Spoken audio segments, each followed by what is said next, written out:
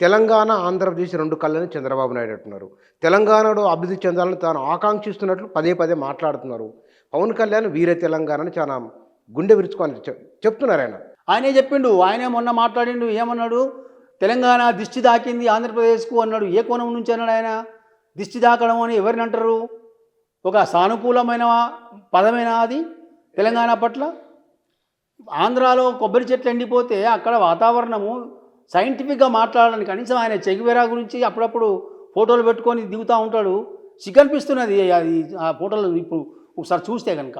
నువ్వు ఒక సైంటిఫిక్గా ఆలోచించవలసినటువంటి విద్యాధికునివి, లేకపోతే ఒక అనుభవం ఉన్నవాడివి, లేదా ప్రజాస్వామ్యం పట్ల నమ్మకం ఉన్నవాడివి అనే విశ్వాసం ప్రజలు కల్పించిన వాడివి, అబద్ధాలతోనో నిజాలతోనో నీ ఆచరణతోనో కల్పించిన వాడివి. నువ్వు మాట్లాడుతున్నది దిష్టి దాకింది తెలంగాణది అని చెప్పడం అనేది ఇక్కడ అభివృద్ధి నువ్వు ఓర్వలేక నువ్వు నీ దగ్గర జరుగుతున్నటువంటి ప్రకృతిక వైపరీత్యాలకు తెలంగాణను బూచిగా చూపించడం అనేది ఏ జ్ఞానం అది? అట్లాంటి అజ్ఞానంతో ఉన్న వాళ్ళు తెలంగాణ ప్రజలకు ఏ మేలు చేస్తారు? ఏ ముఖం పెట్టుకొని ఇవాళ వస్తారు మీరు? చంద్రబాబు నాయుడుకు 2 కళ్ళు ఉన్నాయన్నాడు కదా, 2 నాలుకలు కూడా ఉన్నాయి ఆయనకు. కేవలం 2 కళ్ళే కాదు. ఇవాళ నిన్నటిదాకా మాట్లాడుతున్నది నీళ్ళ దోపిడీకి సంబంధించి ఈ 2 ఏళ్ల కాలంలో జరుగుతున్నటువంటి ప్రయత్నాల మీద తెలంగాణ సమాజము బాధపడుతూ ఆందోళన చెందుతూ ఉంటే ఆయన మాట్లాడుతున్నది ఏంటిది? తెలుగు ప్రజలకు లాభం జరగాలి. ఎన్నటి తెలుగు ప్రజలు వచ్చినారు? ఎప్పుడు మొదలైంది తెలుగు ప్రజలు? ఎప్పటి నుంచి స్టార్ట్ అయింది మీకు తెలుగు ప్రజలు? మీరు తెలంగాణ వస్తున్న క్రమంలో మీరు ఎవరెవరిని ఎన్ని పార్టీలను ఎన్ని రాష్ట్రాలు తిరిగినారు? దేశమంతా ప్రపంచమంతా తిరిగి తెలంగాణ వద్దని చెప్పి ఎందరినీ కూడగట్టినారు? మరి తెలుగు ప్రజల యొక్క ఆకాంక్షల గురించి తెలంగాణ ప్రజలు తెలుగు ప్రజలు ఒకటే అని మీరు ఎట్లా అనుకుంటున్నారు? మీరు ఎట్లా నమ్మాలి మిమ్మల్ని మీరు అనుకుంటున్నారని? కాబట్టి మీ ఆచరణ అనేదే గీటురాయి మీకు, కానీ మీ మాటలు కాదు, మీ ధోరణి కాదు, మీ 2 కళ్ళు కాదు, 2 నాలుకలు కాదు, చాలా నాలుకలు ఉన్నాయి, చాలా కళ్ళు ఉన్నాయి మీకు. చంద్రబాబు నాయుడు దోపిడీ ఎందుకంటారు? మీరు వాటా అనొచ్చు కదా నీళ్ళల్లో. దోపిడీ ఏమిటి? అనేక వనరులు ఇక్కడి నుంచి వనరులు తీసుకుపోయినటువంటి పరిస్థితి చూస్తే 50-60 సంవత్సరాల ఉమ్మడి ఆంధ్రప్రదేశ్ భాషా ప్రయుక్త రాష్ట్రం పేరు మీద ఏర్పడిన ఉమ్మడి ఆంధ్రప్రదేశ్లో తెలంగాణ నుంచి వనరులు దోపిడీ చేసినటువంటి అంశం మనం గమనించినాం. దోపిడీ ఎందుకు అంటున్నాము? ఒకటే ఉదాహరణ చెప్తాను. తెలంగాణలో మాత్రమే లభ్యమయ్యే నేల బొగ్గు, రాక్షసి బొగ్గు ఒక విద్యుత్ ఉత్పత్తికి ఉపయోగపడే బొగ్గు ఉపయోగించి 50 ఏళ్ల కాలంలో తెలంగాణలో ఎన్ని థర్మల్ కేంద్రాలు పెట్టినారు, రాయలసీమలో ఎన్ని పెట్టినారు, ఆంధ్రాలో ఎన్ని పెట్టినారు, దాన్ని లెక్కలతో సహా మేము రాసినాం, పుస్తకాలు రాసినాం, వ్యాసాలు రాసినాం. మీకు అర్థమవుతుంది. ఇక్కడి వనరులు రాజ్యాంగం కానీ ప్రజాస్వామ్యంలో రాజ్యాంగం ఏం చెప్తున్నది అంటే ఒక ప్రాంతం యొక్క వనరులు ఆ ప్రాంత ప్రజల ప్రయోజనాలకు, ఆ ప్రాంత ప్రజల సంక్షేమానికి, ఆ ప్రాంతం యొక్క అభివృద్ధికి వినియోగించాలి అనేది ప్రాథమిక సూత్రం. రాజ్యాంగం ఇచ్చినటువంటి అవకాశం అది. మరి తెలంగాణలో లభ్యమయ్యే బొగ్గును ఏ విధంగా మీరు ఆంధ్రాకు, సీమాంధ్రకు, రాయలసీమకు తరలించుకపోయినారు?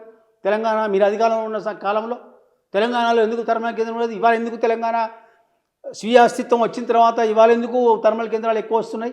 యాదాద్రి ఎట్లా వచ్చింది? ఇది ఎట్లా వచ్చింది? మనుగూరు ఎట్లా వచ్చింది? ఇవాళ భూపాలపల్లి ఎట్లా వచ్చింది? మంచిర్యాల ఎట్లా వచ్చింది? ఇవాళ ఎన్టీపీసీలో మనకు 1600 మెగావాట్ల వాటా ఎట్లా వచ్చింది? ఇవన్నీ 50 ఏళ్ళ ఉమ్మడి కాలంలో ఎందుకు రాలేదు? మా బొగ్గు ఉపయోగించుకొని తరలించకపోయి మీ దగ్గర ఎందుకు ఎక్కువ ఉత్పత్తి చేసారు? విద్యుతే కదా అభివృద్ధికి, ఆధునిక సమాజంలో విద్యుతే కదా మూలధనం, ఇంధనం. కాబట్టి ఇవన్నీ అనేక విషయాలు ఉన్నాయి. మీకు కాళేశ్వరం ప్రాజెక్టు కట్టేదాకా కూడా మీకు తెలంగాణ నీళ్ళు ఎట్లా పోయినాయి అనేది మనకు తెలియదా? కృష్ణా నీళ్ళు ఎట్లా పోయినాయి అనేది తెలియదా మనకు? కాబట్టి నీళ్ళే కాదు, సహజ వనరులు అన్నీ కూడా ఇక్కడి నుంచి తరలించకపోయిన కారణంగానే దాన్ని మనం దోపిడీ అనాల్సి వస్తున్నది. ప్రపంచం మారిపోతున్నది. అవకాశాల కోసం ఎవరెవరో ఎక్కడికడికో వెళ్తున్నారు. మన వాళ్ళు అమెరికాలో సభ్యులు అవుతున్నారు, చట్టసభకు సభ్యులు అవుతున్నారు, ఇంగ్లాండ్లో అవుతున్నారు, జర్మనీ, ఆస్ట్రేలియాలో అవుతున్నారు. మన పక్క రాష్ట్రం వారు, మన తెలుగు వారైతే ఎందుకు ఇంత బాధ మీకు? వాస్తవమేది. మేము కూడా అదే అంటున్నాము. ప్రపంచమే కుగ్రామము అనే కాన్సెప్ట్ ప్రపంచవ్యాప్తంగా పెరిగిన తర్వాత ఇవాళ ప్రపంచ అగ్రగామి దేశం అమెరికా ఎందుకు ఆంక్షలు విధిస్తున్నది? ఎందుకు దేశాధ్యక్షులని అక్రమంగా అరెస్ట్ చేస్తున్నది? దేనికోసం చేస్తున్నది? కాబట్టి కేవలం ప్రపంచం కుగ్రామం అని మాటలతో మాట్లాడి దోపిడీకి సంబంధించిన వెసులుబాటు కోసము అందరం ఒకటే అని మాట్లాడడం కాదు. ఆ అవకాశాలు అందరికి సమానంగా వస్తున్నాయా లేదా? ఎవరికి అవకాశాలు తక్కువ వచ్చినాయి ఇప్పటిదాకా వాళ్ళకు ఏ వాటా ఎక్కువ ఇవ్వగలుగుతాము.